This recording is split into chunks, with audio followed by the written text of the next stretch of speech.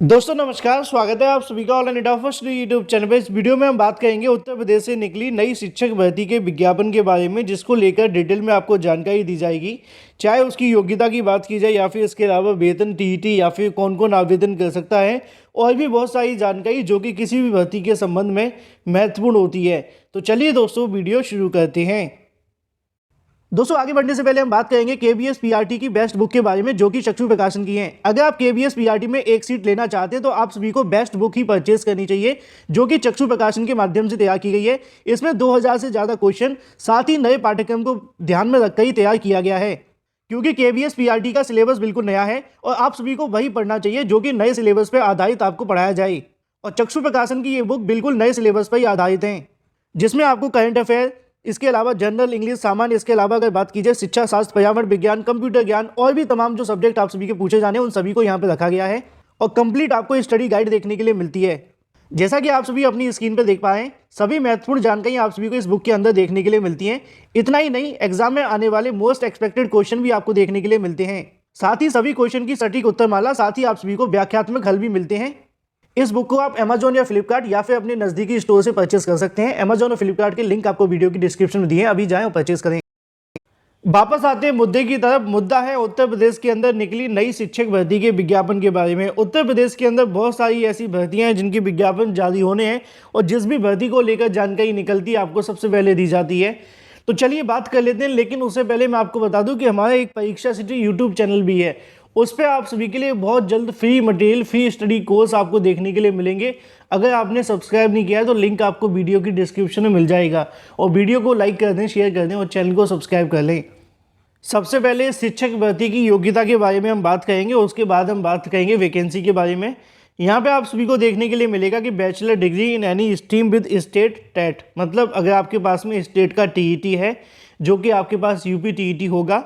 अगर UP TET नहीं है तो आपके पास में सीटेट होगा, साथ में प्राइमरी लेवल का टेट आपका होना चाहिए, तब आप इसके साथ आवेदन करेंगे। मतलब बैचलर डिग्री आपके पास हो, साथ में टीईटी आपके पास होना चाहिए, तो आप इसके लिए आवेदन करेंगे। लेकिन एक डिप्लोमा और डिग्री भी आपके पास होनी चाहिए, जिसके बारे में हम आगे बताते हैं।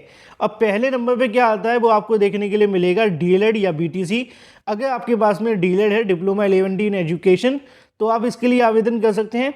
अगर आपके पास में diploma in elementary education DElEd नहीं है तो आपके पास डीएड होगा, जो कि 2 साल का देखने के लिए मिलता है। अगर ये भी नहीं है तो आपके पास में होगा डीएड स्पेशल एजुकेशन के अंदर। अगर आपके पास ये भी नहीं है तो आपके पास में 2 ईयर का बीटीसी देखने के लिए मिलता है, वो हो सकता है। अगर ऐसे में ये भी नहीं होता है तो आपके पास में और भी बहुत सारे ऑप्शन हैं, जिनको मैं अब आपको ज़्यादा नहीं बताऊंगा, आप चीज़ों को समझते जाएं। आपके पास जो भी, आप उसके आधार पर इसके लिए आवेदन कर सकते हैं। और अगर आपके पास में कुछ भी नहीं है तो बीएड आपके पास होगा ही होगा। बीएड वाले छात्र भी इसके लिए आवेदन कर सकते हैं। शिक्षा मित्रों के बारे में भी यहाँ पर जानकारी देखने के लिए मिल जाती है। अगर आपने शिक्षा मित्र विद 2 ईयर बीटीसी कोर्स कर रखा है तो वो भी इसके लिए आवेदन कर सकते हैं। यहाँ पे आप सभी के सामने इसका जो पे स्केल है वो देखने के लिए मिल जाएगा। 9,300 से लेकर अगर बात की 34,800, जो कि ग्रेड पे आपको 4200 देखने के लिए मिलेगा। लेवल 6 के आधार पर आपकी सैलरी होगी। अब सवाल आप सभी के मन में आए कि वैकेंसी कहाँ से निकली है, किस प्रकार देखने के लिए मिलती है, तो मैं आपको बता दूं वैकेंसी आपको यूपी से देखने के लिए मिलती है।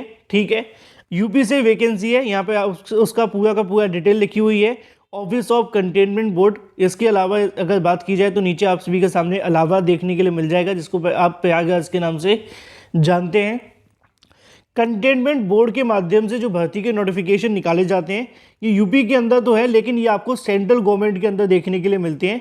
तो आप इस चीज़ को समझ लें, सेंट्रल गवर्नमेंट के अंदर आते हैं, उसी के आधार पर वैकेंसियाँ निकाली जाती हैं। फिलहाल इसको लेकर जो नोटिफिकेशन है वो जारी कर दिया गया है, जिसके बारे में जानकारी आप सभी को यहाँ से देखने के लिए मिल जाएगी। अगर आप जानना चाहें तो इस वाली वेबसाइट पर ऑफिशियल तौर पर जा सकते हैं, www.mponline.gov.in, या फिर इसके लिए आप सभी की दूसरी वेबसाइट देखने के लिए मिलेगी allahabad.kent.gov.in। ठीक है, ये वेबसाइट आपको देखने के लिए मिलती है। अब यहाँ पे आप सभी के सामने वैकेंसी की डिटेल देखने के लिए मिल जाएगी। यहाँ पे 6 पद आपको देखने के लिए मिलते हैं जूनियर असिस्टेंट के, जिसके अंदर आपके 6 पद रहेंगे। अनरिजर्व के लिए 3 होंगे, ओबीसी का 1 होगा, एससी के 2 होंगे। ठीक है, इसमें आप सभी से क्या क्या टाइपिंग मांगी जाएगी, जैसा कि लिखा हुआ है कि intermediate English and Hindi typing देखने के लिए मिलेगी। 25 वर्ड पर मिनट हिंदी और इंग्लिश के अंदर होने चाहिए।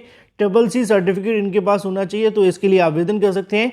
यहाँ पे इसके बारे में इनकी जो सैलरी है वो भी लिखी हुई है। अब अगर बात कर लीजिए असिस्टेंट टीचर प्राइमरी के बारे में, तो प्राइमरी के अंदर जो शिक्षक भर्ती आपको देखने के लिए मिलेगी, इसमें 5 पद आपको देखने के लिए मिलेंगे। अब आप कहेंगे सर पदों की संख्या तो कम है।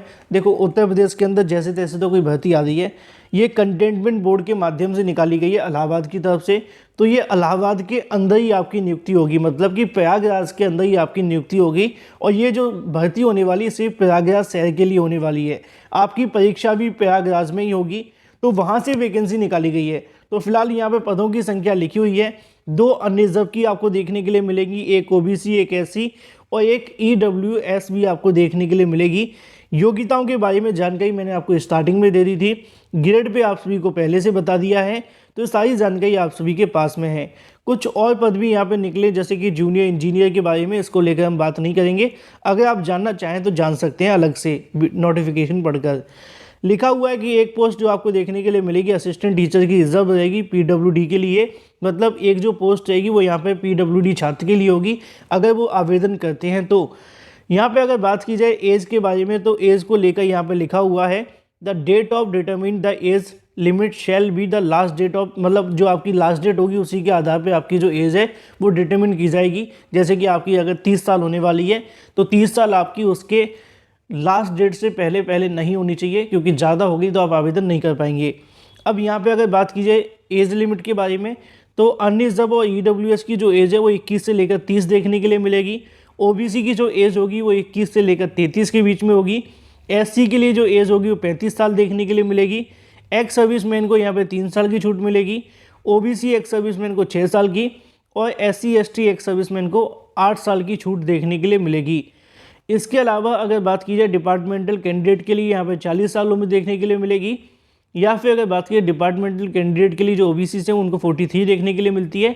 और इसी तरीके से यहाँ पे जो एज लिमिट है वो आगे बढ़ती जाती है। फिर यहाँ पे आ जाती पीडब्ल्यूडी, अनरिजर्व, ओबीसी, एससी, एसटी, उनकी भी यहाँ पे एज लिमिट लिखी हुई है।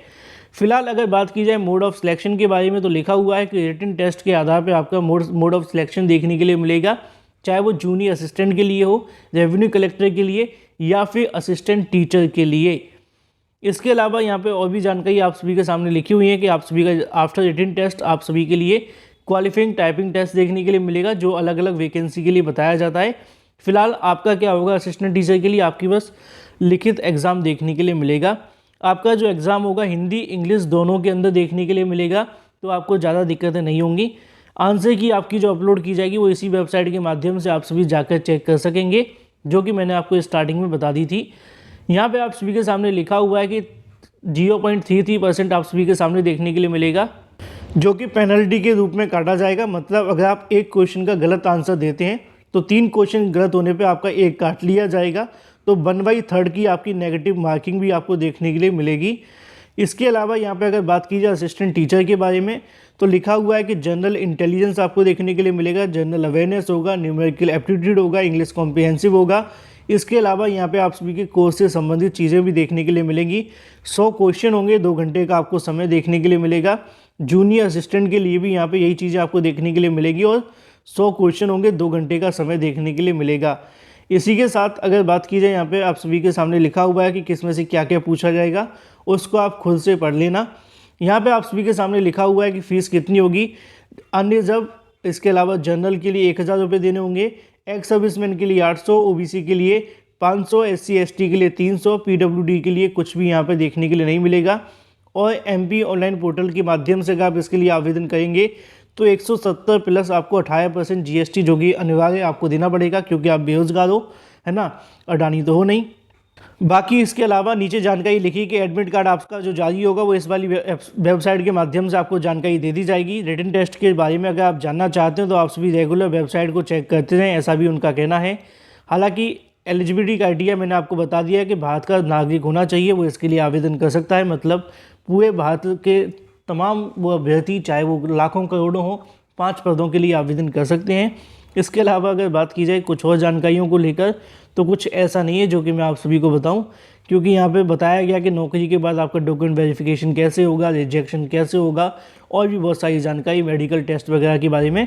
तो इसको चाहें तो आप पढ़ सकते हैं, अभी ये काम का नहीं है जब तक आपकी परीक्षा नहीं हो जाती है। तो नोटिफिकेशन यहीं पे ख़त्म होता है, लेकिन एक नोटिफिकेशन और जारी किया गया जिसके अंदर आपकी तारीखें बताई गई हैं कि आप सभी के लिए कब से कब तक आपको तारीख देखने के लिए मिलेंगी, तो उसी को मैं आपको बता देता हूँ। ठीक है, ये दूसरा आप सभी को देखने के लिए मिल जाएगा। इसका नोटिफिकेशन पहले ही जारी कर दिया गया था, आवेदन पहले से शुरू हो गए थे। 13 जनवरी 2023 से इसके आवेदन शुरू हो गए और 12 फरवरी 2023 तक, मतलब अगर आप इसके लिए आवेदन करना चाहते हैं तो अभी आप सभी के पास में आवेदन करने के लिए लगभग 14 दिनों का समय शेष है। आप इसके लिए आवेदन कर सकते हैं। फिलहाल इस वीडियो के माध्यम से इतना ही। अगर आपके मन में कोई सवाल है तो कमेंट करके पूछ सकते हैं।